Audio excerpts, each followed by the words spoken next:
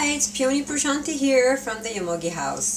Today, I'm going to show you how to make your own tooth powder. I'm just so annoyed with all the different types of tooth powder at the store, and I just can't find anything that my mouth likes.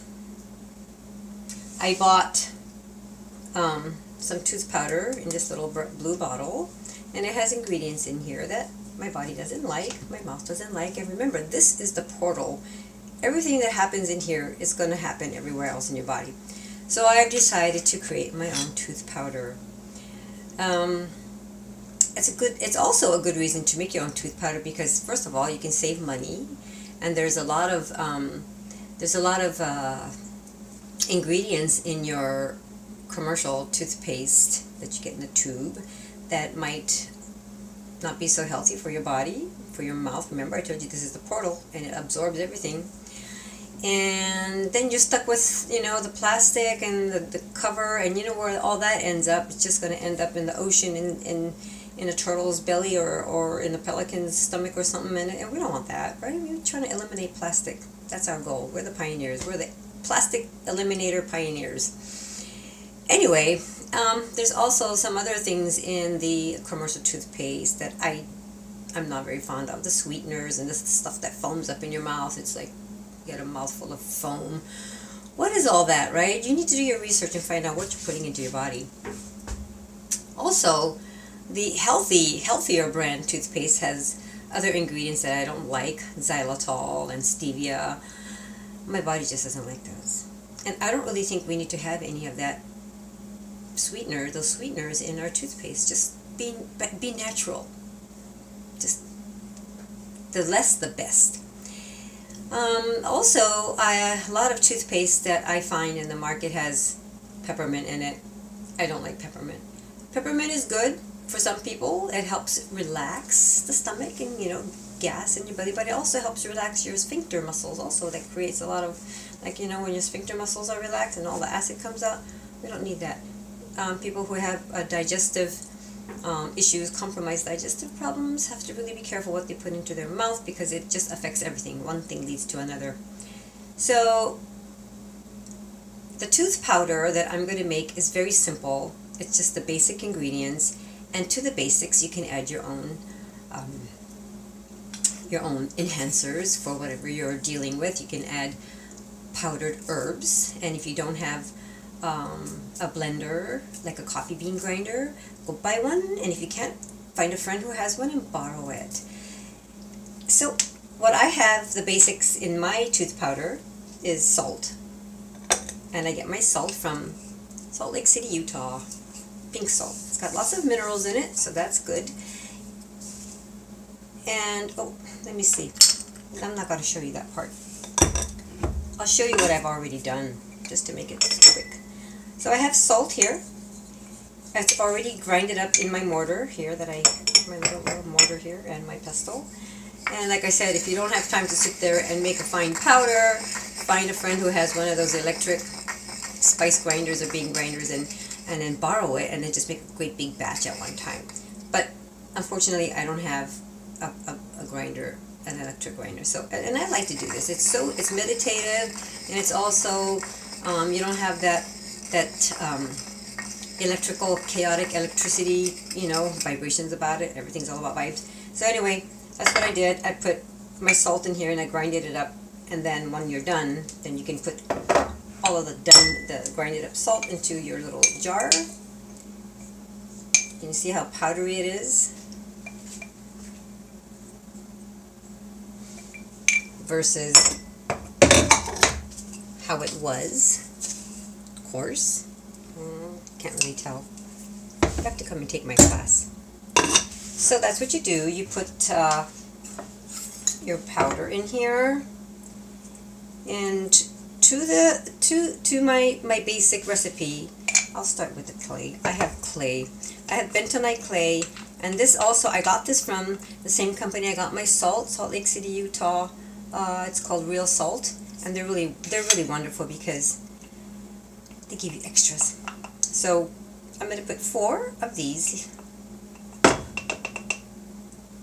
They're probably like a tablespoon of what I'm doing, because as you can tell, I'm kind of like doing heaping things here.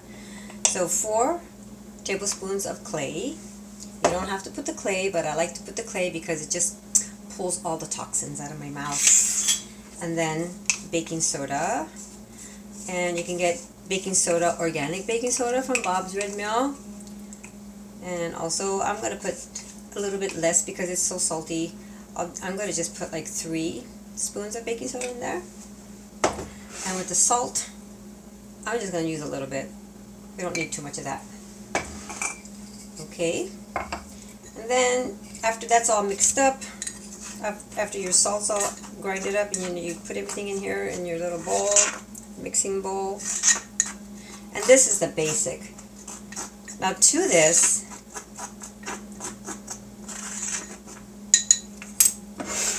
you can add herbs. You can add plantain, not the banana plantain, but the plantain that's growing in your backyard. Everybody's got to have some, and if you don't, find a friend who has it, or go to an herb shop. I have a supply of plantain. You're welcome to purchase some from me at a very low cost. So plantain powder that I grew, and I grinded them up in my mortar pestle and make a very fine powder. You can add plantain, you can add golden seal, echinacea, Oregon graperoot. Oregon graperoot's really good to tighten up swollen gums. It just tightens your swollen gums. And plantain it heals everything. Every kitchen needs to have plantain. It's antibacterial, anti-inflammatory. You get a bee sting, put some plantain on it. You can add sage, anything that grows locally in your garden. And we all know that baking soda comes from here and salt comes from here. The salt that I buy does anyway. Now, I don't like peppermint, like I said earlier, so I use lavender and fennel. And I love this company. Young Living has got to be like the best essential oil company ever. You don't even need to put it on. All you need to do is just hold it, and you can just feel the healing benefits from this company. And I'm wondering also if you can get some lavender flowers from your garden and grind that up and put that in there. That'd probably be really good, but it's got to be really fine because you don't want them in between your teeth, right?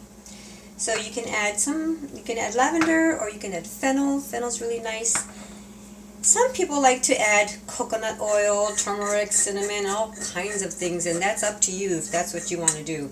But anyway, here's the basic, and you keep all your basics here in your little basic tooth powder jar. Okay. And when you're ready to use this, you get your toothbrush. Pretend this is my toothbrush, and you wet it, and you just add a little bit to your palm and brush. Now, some people like to do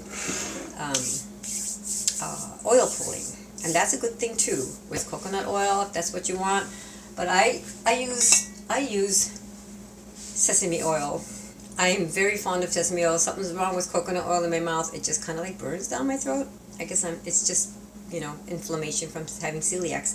But I don't chug it to swallow it, but I do pour it in my mouth, and it's mine, so it's okay.